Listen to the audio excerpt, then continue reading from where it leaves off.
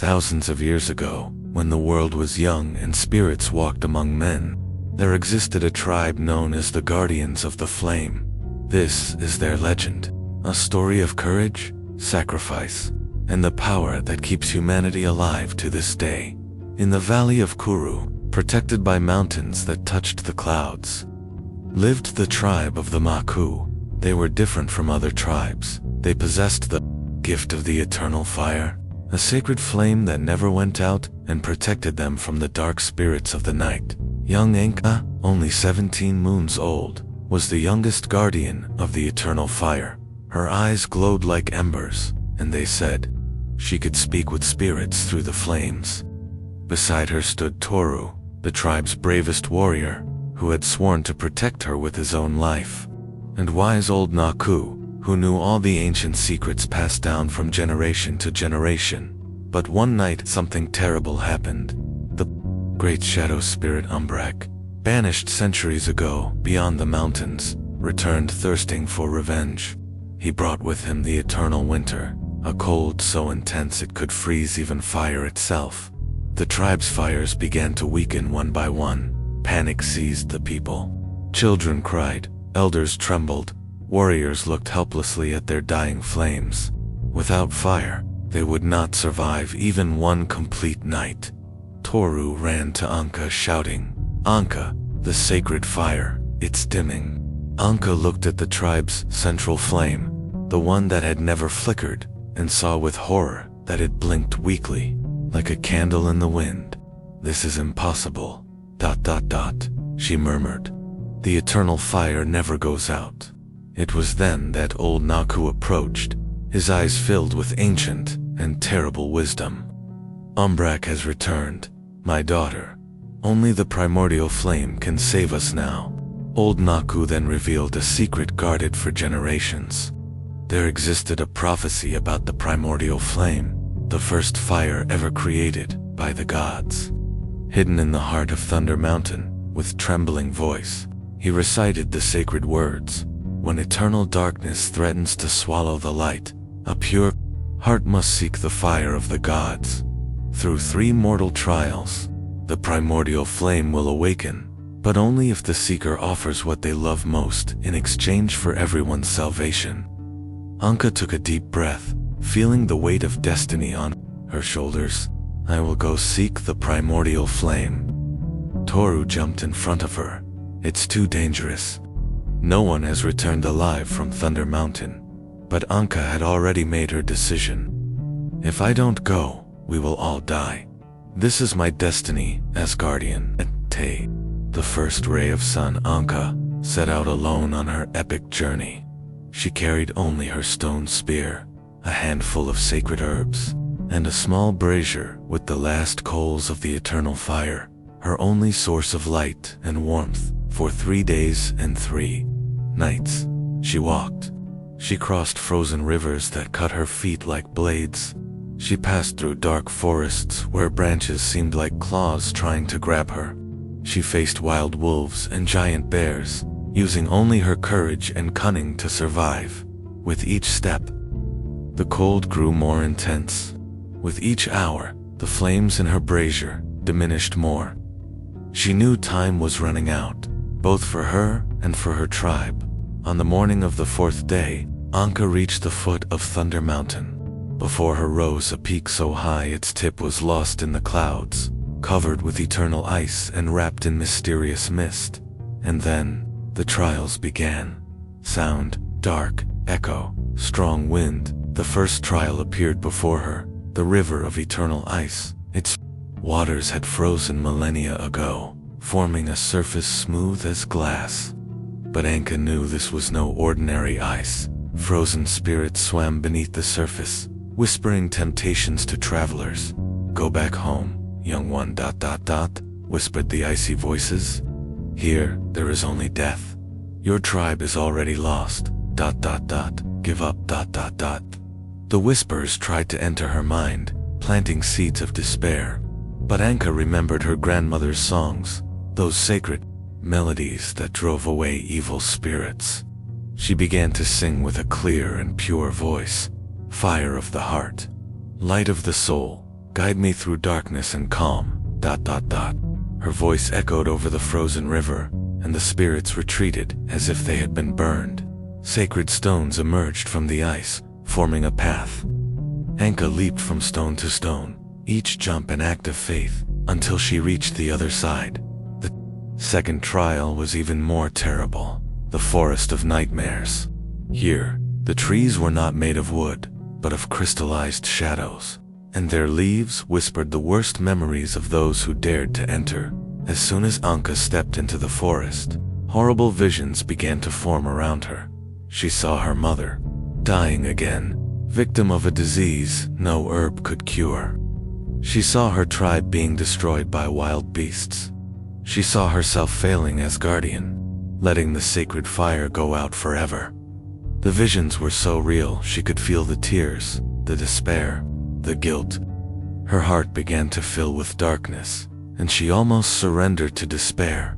But then, in the midst of pain, she heard something, the voice of a child from her tribe, singing a song she had taught. It was a song about hope, about how fire always returns after darkness. Anka took a deep breath and shouted at the visions, "You are only shadows of the past. I choose the future. I choose hope."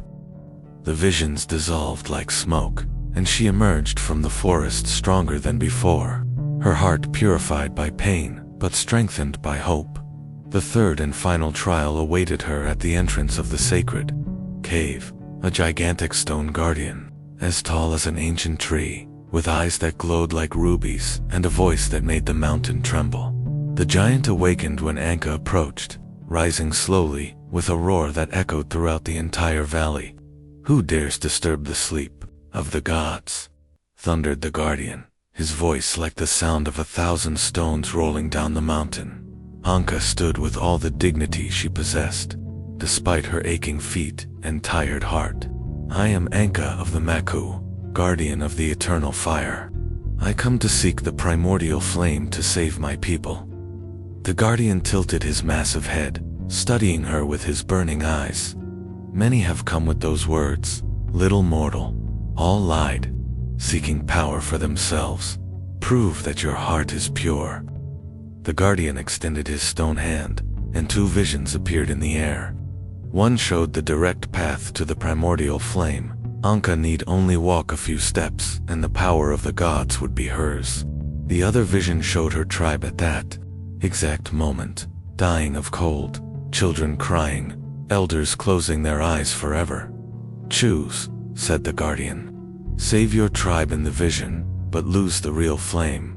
Or take the real flame, but let your tribe die now." Anka didn't hesitate. Without thinking twice, she ran toward the vision of her tribe, extending her hands to try to warm them, even knowing it was just an illusion, even knowing she might be losing her only chance to truly save them. This act of pure sacrifice, of selfless love, touched the stone heart of the guardian. Crystal tears rolled from his eyes. "Go, true guardian," he said, his voice now soft as a breeze. "The primordial flame is yours by right. You have proven that your heart burns with the purest fire of all love. Music, celestial melody, harp, and chorus in the heart of the mountain." Anka found the primordial flame. It was more beautiful than any fire she had ever seen, golden like the rising sun, dancing without consuming anything, radiating pure heat and light that warmed not just the body, but the soul. The entire cave glowed with its light, crystals on the walls reflecting the flame in thousands of colors. It was like being inside a star. But when Anka extended her hands to touch the flame, a divine voice echoed throughout the cave, sweet and terrible at the same time. "To carry this sacred fire, you must offer what you love most, what is most precious to you in the entire world." Anka understood immediately. Her greatest passion, her greatest gift, what defined her as a person, was her special connection with fire. It was her ability to speak with spirits through flames, to feel the soul of each fire, to be a true guardian, to save everyone. She would have to give up who she was, with tears in her eyes, but determination in her heart. She whispered, I offer my gift, my sacred connection with flames. May others be able to guard the fire when I can no longer. May my sacrifice give life to all whom I love." The primordial flame accepted her sacrifice. It rose from the stone where it danced and merged with Anka's heart, filling her entire being with divine warmth. For a moment, she became pure fire, pure light, pure love. Anka ran back to her tribe faster than she had ever run. She leaped from boulder to boulder, slid down icy slopes, crossed frozen rivers without even feeling the cold. The primordial flame in her heart kept her warm and gave her superhuman strength. But when she arrived at the valley of Kuru, her heart almost stopped. Umbrak had surrounded her tribe's caves with an army of ice creatures, frozen wolves, snow bears, and icy spirits that whispered death. The tribe's last fire was reduced to a small ember, almost invisible. Children huddled together to keep from dying of cold. Elders had already closed their eyes forever. Toru fought desperately against the ice creatures, but his spear broke against them as if it were made of straw. Sound, battle, screams, icy wind, and in the center of it all, Umbrak rose like a mountain of black ice, his eyes like frozen abysses, his voice like the roar of 1,000 storms. "You are brave, little guardian," laughed Umbrak, his laughter making icicles form in the air. "But you arrived too late. The eternal winter has already begun. Not even you can stop the cold of death." Anka walked slowly toward the center of the battle, her heart beating like a drum. She could feel the primordial flame growing within her, asking to be released. "You are mistaken, Umbrak," she said, her voice echoing over the entire valley.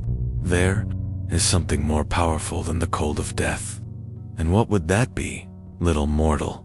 mocked the shadow spirit. Anka smiled, and in that smile was all the strength of her love for her tribe, for each person she was about to save. "The warmth of love," she replied.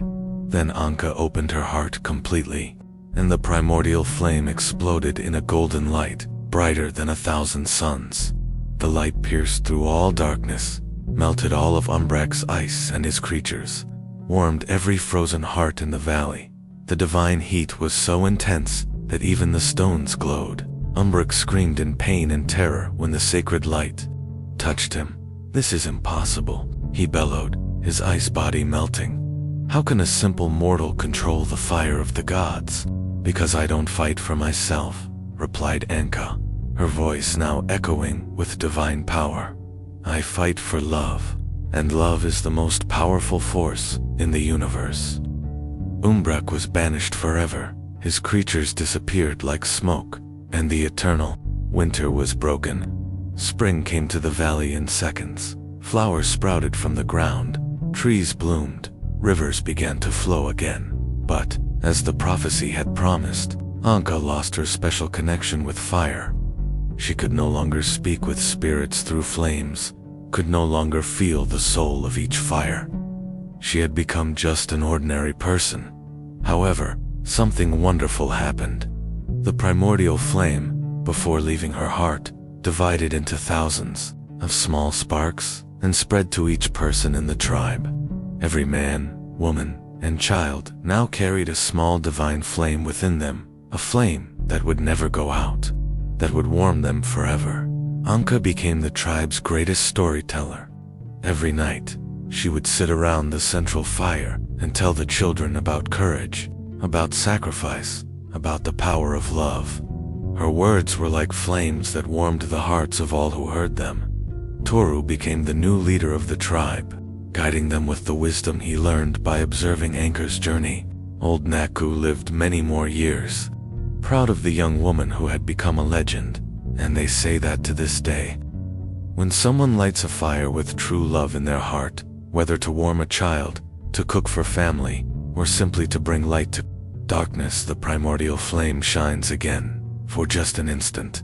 They also say that on the coldest nights, when the wind howls like ancient spirits, if you look closely at the flames of your fireplace, sometimes you can see Anka's face smiling back at you.